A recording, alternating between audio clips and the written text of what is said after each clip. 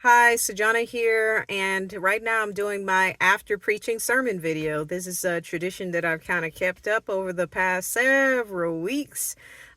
Is just sharing a few thoughts with you after I get home from preaching, if I preach that Sunday. So today is August 24th, 2025. Today I preached at a new location. It's called Lutheran Sunset Ministries in Clifton, Texas. It is actually a different, they offer different services there. Maybe assisted living, independent living, those that need more care. There's a lot of offerings that happen in that place. And the how did I even get connected there to be invited to preach there is because Reverend Clint, their pastor there, their chaplain there of in that area, is out of town, and so he reached out to me several weeks ago to ask me if I would be willing to fill in. How did I meet that pastor? Well, actually, many years ago, maybe in 2021, I think I met him because of I went to Truett Seminary in Waco. And one of the things I love about our school is that the ministry connections, leadership there really worked hard to have to grow partnerships with churches, and so that they could find so that basically those who, it's getting hot in here, so that those who are those like me who are learning how to preach and how to be a minister, congregations, things like that, that we would have actual places to go and serve and practice our skills. And so through one of those pulpit supply engagements, I served at the church that Reverend Clint was actually the lead pastor for over 20 years. And then he retired out of that church. And we kept, I filled in for them often, both when he was there and after he retired. And I don't know, he just kept my information and reached out to me. I didn't even know that he was continuing to serve. And so this is wonderful. So I guess what I want to share in all of that is just, you know, opportunities will come, because as you continue to do the work that you're doing, people will remember the care that you provided when you were presented an opportunity. And so I try to maintain relationships with the people and the churches that I go and I am able to serve at. When they reach out to me, I try to be very responsive to their requests, letting them know right away if I can or can't help fill in. And so I think that's just helpful, to know who you can lean on. So that's why I was there. And like I said, it was my first time in this location, and they have a bulletin at their service. So they have this, and I love this, woman, you are set free, because actually my sermon was based off of this passage right here. And this, like I said, Lutheran background, so they have a liturgy and a bulletin. I don't know that they would call this a bulletin, but order of worship kind of that they print out and create.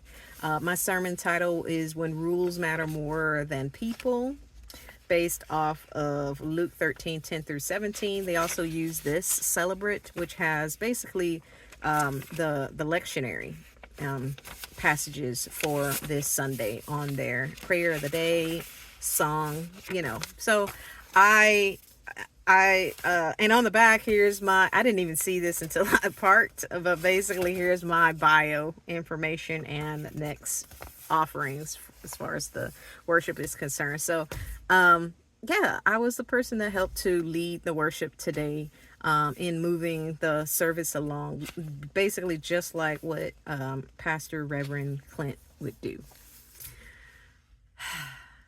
So, what else do I want to share with you besides the fact that, taking opportunities, continuing to do the work that you're called to do, and trusting that God will provide ways that you can develop and grow. I mean, this is what happened today. I had nothing to do with this except for to be responsive when someone reached out to me, which I'm glad to do. So are we responsive to the invitations that we get along the way? Maybe there are things we never even thought of, or, the other thing that I want to share in how I prepared for this particular sermon, there were actually two big things that I want to share. One is I did scripture lectio. This actual passage, I presented it in scripture lectio, which, by the way, I can give you more information on that. I host that online every Sunday from 9 to 10 p.m. Central Time. You're welcome to join in if you'd like. Basically, it's a meditation on that passage in a couple of different translations and sharing what comes out to us as we just kind of sink into a particular passage. So I actually offered up this passage to a group of people who showed up for Scripture Lectio, and we had a wonderful time just unpacking this scripture. And in fact, so much came out of that I didn't share all of that here. I think there's only one point that I shared from that time, but it was helpful for me as a person to dig into the word with others in community like that. So that was something, though, that helped me to start thinking about what is this passage saying. The other thing that I want to share, though, is friends. I shared with a friend last night that some of the things that I was focused on, which actually had nothing to do with me delivering the word as God has intended it, I was focused on other things like, I'm embarrassed to say, but I was thinking about race. I was thinking about generational differences. I was thinking about what if taking me away from what I was asked to do and from what God was doing. So, and I was able to voice that to a friend who heard me, didn't say much then, but she did send me a message as I was driving over there. It takes me an hour to get there, hour to get back. And she said something like, preach the word that only you could say, or something. I really mix up what people say, but the gist of it was, first of all, thoughtfulness that I was driving there and she knew what I had previously talked about. And just like reminding me that I have a word. God is using me as the vessel on this day, and it's purposeful. And so what can I say that maybe others can't say? So just the thoughtfulness of that, friends lifting each other up and bringing us toward the Lord. I was just comforted in that. Like basically Hebrews, 10, 23, 23, 25, encouraging one another, and all the more as we see the day approaching. Let us not give up the habit of meeting together. And so me sharing last night what was really on my mind, so which was distracting, and then today receiving encouragement to do what God has called me to do.